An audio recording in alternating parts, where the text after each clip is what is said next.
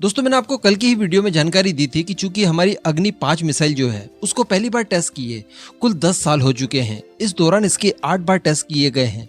इसकी total range 5000 kilometre है। अगर अभी तक अग्नि 6 आनी होती तो कब की आ चुकी होती, जिसकी रेंज एक्सपेक्टेड बताई जाती थी 8000 से लेकर 12000 किलोमीटर रेंज तक। लेकिन अभी चूंकि अग्नि 6 के कोई भी आते पते नहीं दिखाई दे रहे हैं, इस बात की पुष्टि कहीं ना कहीं हो जाती है कि अग्नि 6 जैसा कोई भी प्रोजेक्ट डीआरडीओ नहीं चला रहा है। इसके बजाय अग्नि 6 के ऊपर डीआरडीओ ध्यान दे रहा है, जिसकी रेंज एक्सपेक्टेड बताई जाती है 8000 किलोमीटर।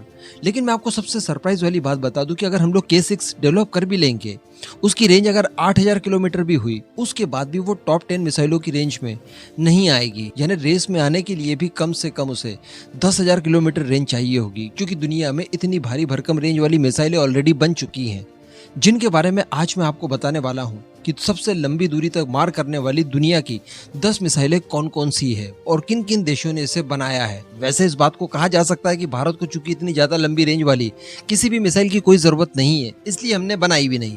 लेकिन मैंने आपको कल की वीडियो में यह भी कहा था कि रीजनल पावर से अगर आपको ग्लोबल पावर बनना है, पूरी दुनिया में आपकी धाक जमानी है, इन फ्यूचर कोई भी आपसे दुश्मनी न कर पाए, इसके लिए कम से कम 18,000 किलोमीटर रेंज वाली एक मिसाइल आपके पास होनी चाहिए, जो कि पृथ्वी पर कहीं पर भी किसी भी जगह पर किसी भी कोने में जाकर न्यूक्लियर स्ट्राइक कर दे, ताकि इन फ्यूचर कोई भी दुनिया का देश आपके ऊपर दबाव बनाने की कोशिश न कर पाए। तो चलिए, ये बातें तो बाद में होंगी कि कब हम लोग इस तरह की मिसाइलें बनाएंगे, लेकिन पहले काउंटडाउन शुरू कर दिया जाए। तो नंबर 10 पर आती है फ्रांस की SLBM यानी सबमरीन लॉन्च बैलिस्टिक मिसाइल, जिसका नाम है M51। इसकी रेंज की अगर बात की जाए तो ये 10,000 किलोमीटर तक की रेंज देती है। MIRV टेक्निक से ये लैस है, यानी multiple independent re entry vehicle इसमें मौजूद हैं। कई अलग अलग तरह के वॉरहेड इसमें लगाए जा सकते हैं। इसकी लंबाई की अगर बात की जाए तो 12 मीटर लंबी है और 52 टन ये वजनी है। तो अब आप कल्पना कर सकते हैं कि टॉप 10 की अगर बात की जाए तो 10,000 किलोमीटर रेंज वाली SLBM नंबर 10 पर आती है। तो सोचिए फिर हम लोग अग्नि 5 को किस दायरे में देखते हैं। अगर नंबर 9 की बात की जाए तो रशिया की 2PM2, जिसे शॉर्ट फॉर्म में टोपोल M भी कहा जाता है, ये एक ICBM है जिसकी रेंज बताई जाती है 11,000 किलोमीटर। 23 मीटर ये लंबी है और 47 टन इसका वजन बताया जाता है। जब सोवियत यूनियन टूटकर रशिया अलग हुआ, उसके बाद रशिया द्वारा बनाई गई ये सबसे पहली मिसाइल है। इसके बाद नंबर 8 पर आती है इजराइल की जिरको 3। जिरको 3 11,000 किलोमीटर तक की रेंज देती है। ICBM है ये, इंटरकॉन्टिनेंटल बैलिस्टिक मिसाइल। 15 मीटर ये लंबी है और टोटल इसका वजन है 30 टन। और सबसे बड़ी बात है कि ये 2 से 3 की संख्या में multiple independent re entry vehicle भी अपने साथ ले जा सकती है, यानी 3 अलग अलग जगह पर एक ही साथ ये स्ट्राइक करने में सक्षम है। नंबर 7 की बात की जाए तो यहाँ पर भी एक रशियन मिसाइल आती है जिसका नाम है R29 RMU2। ये एक SLBM है, यानी सबमरीन लॉन्च बैलिस्टिक मिसाइल, हमारी K5 की तरह। इसकी रेंज की अगर बात की जाए तो 12,000 किलोमीटर इसकी रेंज है। 15 मीटर ये लंबी है और 40 टन इसका टोटल वजन है। और इसके अंदर भी MIRV टेक्निक का इस्तेमाल किया गया है। अगर नंबर 6 की बात की जाए तो यहाँ पर यूके और अमेरिका द्वारा इस्तेमाल की जाने वाली SLBM आती है जिसका नाम है UGM-133। इसे ट्राइडेंट D5 भी कहा जाता है। ये 12,000 किलोमीटर तक रेंज देती है। 13 मीटर ये लंबी है और 59 टन इसका टोटल वजन है। इसमें भी MIRV टेक्निक का इस्तेमाल किया गया है। अगर नंबर 5 की बात की जाए तो यहाँ पर सुपर पावर अमेरिका और नॉर्थ कोरिया ज्वाइंटली खड़े होते हैं। अगर अमेरिका की बात की जाए तो अमेरिका की LGM-30G का नाम यहाँ पर आता है, जिसकी रेंज बताई जाती है 13,000 किलोमीटर। 3 MIRV का इसमें इस्तेमाल किया गया है, यानी 3 अलग अलग वॉरहेड ये अपने साथ ले जा सकती है। 18 मीटर लंबी है, 36 टन इसका वजन है। बात की जाए नॉर्थ कोरिया की तो हाओसोंग 15 इस नंबर पर आती है, जिसकी रेंज भी अमेरिका की मिसाइल जितनी यानी 13,000 किलोमीटर है। 22 मीटर लंबी है और 72 टन इसका वजन है। ये भी MIRV टेक्निक से लैस है, जिस तरह का दावा किया जाता है।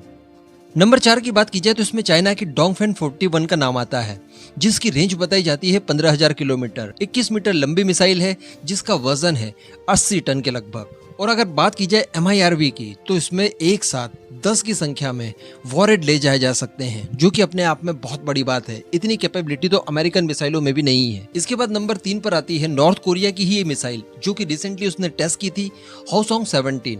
इसकी रेंज भी बताई जाती है 15,000 किलोमीटर और ये अमेरिका के किसी भी भाग पर जाकर बड़ी आसानी से न्यूक्लियर स्ट्राइक कर सकती है। इसमें भी बताया जाता है, जो दावा किया जाता है, 10 की संख्या में MIRV का इस्तेमाल किया गया है, यानी एक साथ ये मिसाइल 10 टारगेट को न्यूट्रलाइज कर सकती है, उन पर न्यूक्लियर स्ट्राइक कर सकती है।